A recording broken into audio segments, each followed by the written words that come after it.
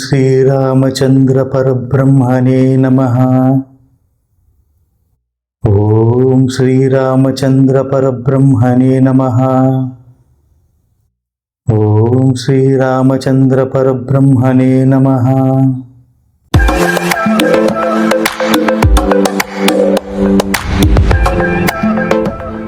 అందరికీ నమస్కారం. భాస్కర్ విహార్ యూట్యూబ్ ఛానల్కు స్వాగతం, సుస్వాగతం.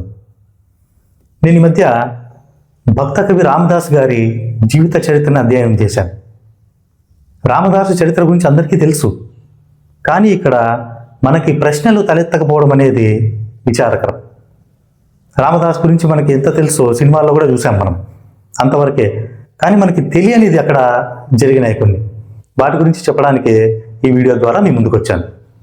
ఇంతకు రామదాస్ గారి గురించి మనకి ఏం తెలుసు అంటే, ఆయన గోల్కొండ నవాబ్ గారి దగ్గర ఒక ఊరికి తహసీల్దార్గా నియమింపబడ్డాడు. అక్కడ దమ్మక్క అనే వృద్ధ స్త్రీకి రామ లక్ష్మణ సీత విగ్రహాలు దొరికింటాయి. అవి ఎండకి వానకి తడుస్తూ నానుతూ ఉన్నాయని చెప్పి ఆమె బాధపడుతూ ఉంటే, ఆమె బాధ చూడలేక ఈయన ఆల్రెడీ అక్కడ రామాలయం ఉంటుంది, అది శిథిలావస్థలో ఉంటుంది, దాన్ని మరీ పునర్నిర్మించాలని చెప్పి ప్రజల నుంచి చందాలు వసూలు చేస్తాడు. అంతకుముందు ఆయన పేరు కంచెర్ల గోపన్న. ఈ రామాలయ నిర్మాణం తర్వాతనే ఆయనకు రామదాస్ అని పేరు రావడం జరిగింది. సో ఆ ఆలయ పునర్నిర్మాణం కోసం వసూలు చేసిన ఆ సొమ్ము సరిపోదు. అందుకని అక్కడ ఉన్న ప్రజలు ఈయనకు సలహా ఇస్తారు. ఏమని? ఈ సొమ్ము సరిపోలేదని మీరు ఆలయ నిర్మాణ పనులు ఆపకండి, మా పంటలు పండినాక మేము ఆ సొమ్ముని జమ చేస్తాము, కాబట్టి ఇప్పుడు పన్ను రూపంలో మీరు వసూలు చేశారు కదా, ఆ సొమ్ముని ఆలయ నిర్మాణం కోసం ఖర్చు పెట్టండి అంటే రామదాస్ అలాగే ఖర్చు పెడతాడు. ఈ విషయం నవాబ్ గారికి తెలుస్తుంది. ఖచ్చితంగా ఆయనకి కోపం వస్తుంది కదా, పన్ను రూపంలో వసూలు చేసిన సొమ్ము ఖజానాకు పంపాలి కానీ ఇలా ఆలయ నిర్మాణానికి ఖర్చు పెట్టకూడదని ఆయన గోల్కొండ కోటలో 12 సంవత్సరాల కఠిన కారాగార శిక్షను రామదాసుకు విధిస్తాడు. ఈ 12 సంవత్సరాల్లో కూడా ఆయన చెరసాలలో ఉన్న ఆ గోడల మీద, అంటే జైలు గోడల మీద రాముడు, లక్ష్మణుడు, సీత, ఆంజనేయ స్వామి విగ్రహాలు చెక్కి వారిని ఆర్తితో ప్రార్థిస్తూ, పూజిస్తూ, సేవిస్తూ, వారిపైన పాటలు రచిస్తూ, కీర్తనలు రచిస్తూ 12 సంవత్సరాలు అతి దారుణమైన కఠిన జైలు శిక్ష అనుభవించాడు ఆయన. ఆ 12 సంవత్సరాల జైలు శిక్ష తర్వాత అప్పుడు రాముడు, లక్ష్మణుడు రామోజీ లక్ష్మోజీగా గోల్కొండ నవాబ్ గారి దగ్గరకు వచ్చి అప్పుడు రామదాస్ను విడిపించండి అని 6 లక్షల బంగారు నాణేలను నవాబు ముందర పోస్తారు. అలాగే ఆ విడుదల పత్రం కూడా ఇవ్వండి అని తీసుకొని వెళ్ళినట్లుగా మనకి కథనాలు ఉన్నాయి. ఇక్కడ నాకు అర్థం కాని విషయం ఏమిటి, ఇక్కడే నాకు ఈ సందేహం కలిగింది. ఇప్పటి వరకు నేను చెప్పింది మనందరికీ తెలిసిందేది. ఎందుకంటే గోల్కొండ నవాబు 12 సంవత్సరాలు కఠిన జైలు శిక్ష విధిస్తాడు. కాబట్టి ఈ 12 సంవత్సరాలు అతి దారుణంగా ఎన్నో దెబ్బలు తిని ఆ 4 గోడల మధ్య దుర్భరమైన జీవితాన్ని గడుపుతాడు రామదాస్. ఆ బాధలో నుంచి, ఆవేదనలో నుంచే నన్ను బ్రోవమని చెప్పవే సీతమ్మ తల్లి, ఇక్ష్వాకు కుల తిలక, ఇకనైనా పలుకవే, ఈ దెబ్బలకు ఓర్వలేకున్నాను రా నీవే దిక్కు అని ఇలా ఆర్తితో ఎన్నో పాటలు ఆయన పాడడం జరిగింది. అయినా కూడా రాముడు లేదంటే లక్ష్మణుడు 12 సంవత్సరాల జైలు జీవితం తర్వాతనే వచ్చి ఎందుకు రామదాసును విడిపించారన్నది నాకు అర్థం కాలేదు.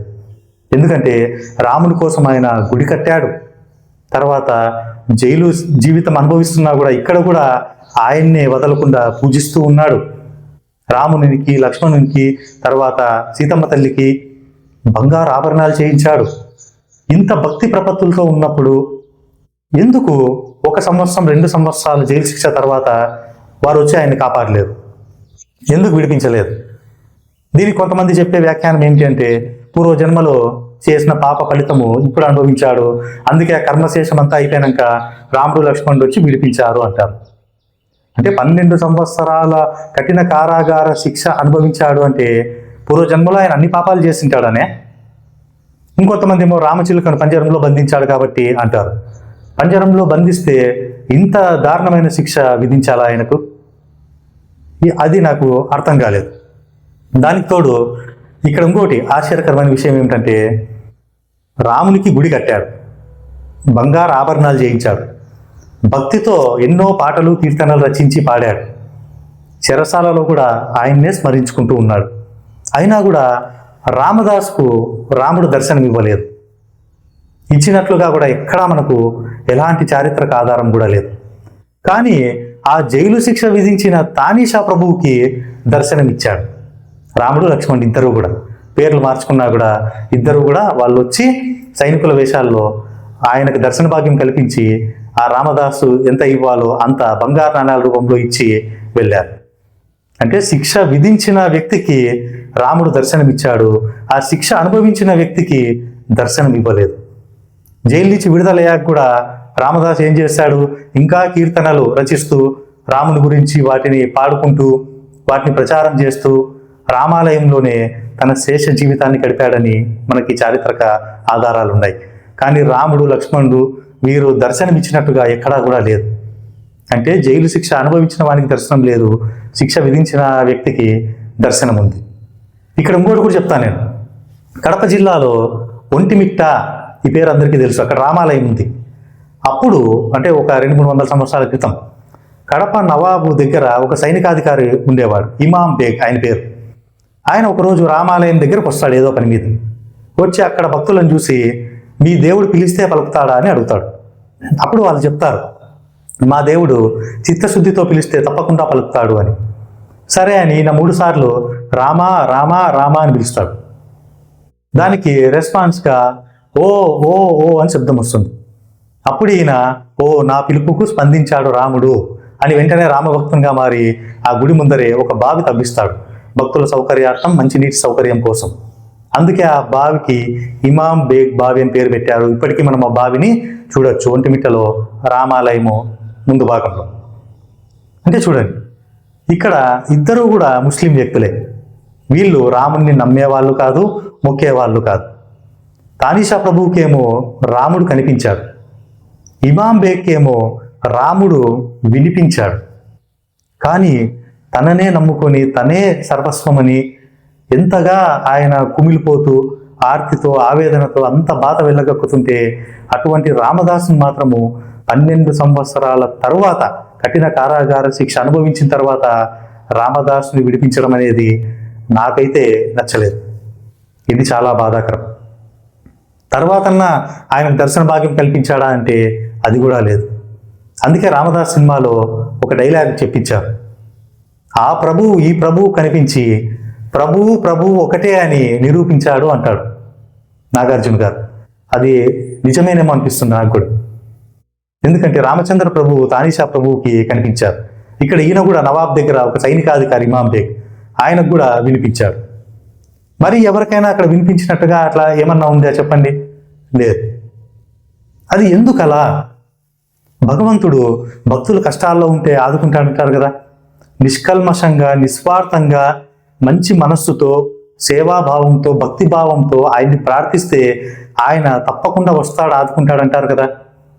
కానీ ఇక్కడ అలా రాముణ్ణి నమ్మని వాళ్ళని, మొక్కని వాళ్ళకేమో ఆయన దర్శన భాగ్యం, ఆయన వాణి వినిపించడం, ఇక్కడ మొక్కిన వాళ్ళు తర్వాత ఆయన్నే సేవిస్తూ ఆయన సేవే జీవిత ధ్యేయంగా అంత భక్తిని ప్రదర్శిస్తున్న వారిని మాత్రము ఆయన అంత కఠినాతి కఠినమైన పరీక్షలకు గురి చేయడం అనేది నాకు రెండింటికి పొంతన కుదరలేదు.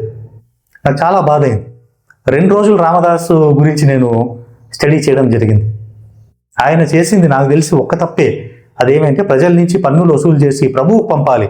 కానీ అక్కడ ఆ ఊరి ప్రజలు ఆయనకి బ్రెయిన్ వాష్ చేశారు. కాబట్టి ప్రజలు ఒక రకంగా ఆయన్ని మోసం చేశారు. అలాగే రాముడు కూడా ఆయన్ని ఒక రకంగా వెంటనే విడిపించకుండా అంత కఠినాతి కఠినమైన పరీక్షలు గురి చేసి చాలా బాధ పెట్టాడు అనడంలో ఎలాంటి అబద్ధం లేదు. కాబట్టి దేవుళ్ళైనా దేవతలైనా ఇలాంటి పరిస్థితులు భక్తులకు ఎదురైనప్పుడు వెంటనే వచ్చి ఆదుకోవాలి. వెంటనే కాకుండా కాస్త ఆలస్యం చేయాలి తప్ప మరి ఇన్ని సంవత్సరాలు ఆలస్యం చేస్తే ఎలా చెప్పండి? అది తనను నమ్ముకున్న వాళ్ళు, నమ్ముకోని వాళ్ళని ఒక రకంగా, నమ్ముకున్న వాళ్ళని ఒక రకంగా భగవంతుడు ఎప్పుడూ చూడకూడదు అనేది నా అభిప్రాయం. కాబట్టి రామదాస్ చేసిన ఒక్క తప్పుకి 12 సంవత్సరాల జైలు శిక్ష అనేది అప్పటి చట్టాలు, అప్పటి నవాబు ఇష్ట ప్రకారం జరిగిండొచ్చు. కానీ రాముడు లక్ష్మణుడు అనుకుంటే అది 1 సంవత్సరం లేదా 2 సంవత్సరాలు జైలు జీవితం అనుభవించిన తర్వాత అయినా వచ్చి విడిపించి ఉండొచ్చు. అలా విడిపించి ఉంటే చాలా బాగుండేది నిజంగా. అప్పుడు రామదాసు కూడా దర్శన భాగ్యం కల్పించి ఉంటే ఇంకా బాగుండేది. అంతేకాకుండా గోల్కొండ నవాబ్ అయినా, ఇమాం బేగ్ అయినా వీరు పరమతస్థులైనా కూడా నేను ఒక రకంగా ఒప్పుకుంటా. ఎందుకంటే ఆ తర్వాత ఆయన రామ్ భక్తునిగా మారాడు ఇమాం బేగ్. ఇక్కడ చూస్తే భద్రాచలంలో కళ్యాణం జరిగినప్పుడు అక్కడ గోల్కొండ దర్బార్ నుంచే ఆ ముత్యాలు ఇంకా అవన్నీ ఏమో పంపే సాంప్రదాయం కూడా నవాబ్ మొదలు పెట్టాడని కూడా మనకు తెలుసు. ఇది ఒక మంచిదే. కానీ నేను ఏ దేవుణ్ణైనా వేడుకునేది ఏమంటే, భక్తులు కష్టాల్లో ఉంటే, ఆపదలో ఉంటే వెంటనే వచ్చి ఆదుకోండి. సంవత్సరాల తరబడి దాన్ని పరీక్షలని చెప్పి, లేదంటే పూర్వజన్మ పాప ఫలితం అని చెప్పి, కర్మశేషం అని చెప్పి, ఇప్పుడు నీ పాపాలన్నీ పోయాయి కాబట్టి ఇప్పుడు మేము వచ్చి నిన్ను కాపాడతాం. 12 సంవత్సరాలు జైలు శిక్ష విధించాడు నవాబు. 12 సంవత్సరాల తర్వాత ఎలాగో ఆయన విడుదల చేస్తాడు. అక్కడ రాముడు లక్ష్మణుడు వచ్చి విడిపించకున్నా కూడా ఆయన విడుదల అయ్యేవాడే కదా. కానీ ఇక్కడ 12 సంవత్సరాలు జైలు శిక్ష తర్వాతే ఆయన విడుదల అవ్వడం జరిగింది. రాముడు లక్ష్మణుడు కూడా విడుదల చేయించడం జరిగింది. ఇంత కఠినంగా ఏ దేవుడు కూడా భక్తుల్ని పరీక్షలకు గురి చేయకూడదని మనస్ఫూర్తిగా వారిని వేడుకుంటున్నాను. ఇది రామదాసు జైలు జీవితం వెనుక ఉన్న యథార్థ సంఘటనలు. ధన్యవాదాలు.